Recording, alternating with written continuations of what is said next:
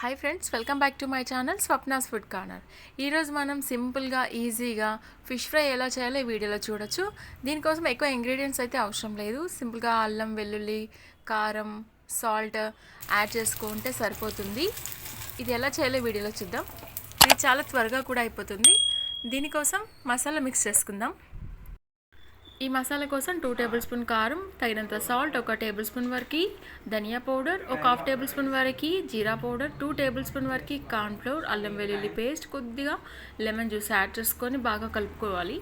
ఇందులోనికి 1 table spoon వరకు oil and 2 table spoon అలా వాటర్ని కూడా కొద్దిగా యాడ్ చేసేసి పేస్ట్లు తయారు చేసుకోవాలి. ఇప్పుడు మనము క్లీన్ చేసి కడిగి పెట్టిన ఫిష్ పీసెస్ ఉంటాయి కదా, వాటికి ఈ మసాలాని అప్లై చేయాలి.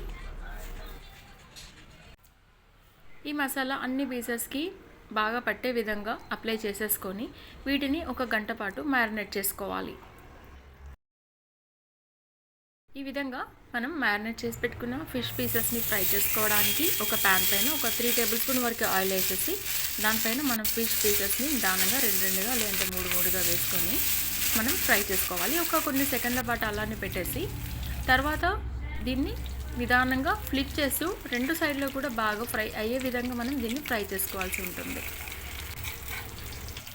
ఈ ఫిష్ ఫ్రై చాలా త్వరగా అయిపోతుంది అండ్ ఈజీ కూడా.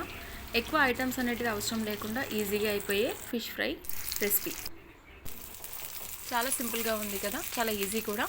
ఇవి ఎక్కువ ఇంగ్రీడియంట్స్ అవసరం లేకుండా చేసుకునే ఫిష్ ఫ్రై రెసిపీ.